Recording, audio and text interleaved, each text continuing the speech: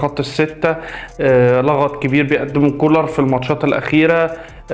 ماتش البنك الأهلي، ماتشين سيمبا ذهاب وعودة، والنهارده ماتش إنبي. اللغط ملوش علاقة بأفكار كولر، اللغط له علاقة بكولر بيختار مين عشان ينفذ الأفكار دي. النهارده كولر كان بيلعب بموديست وكهربا.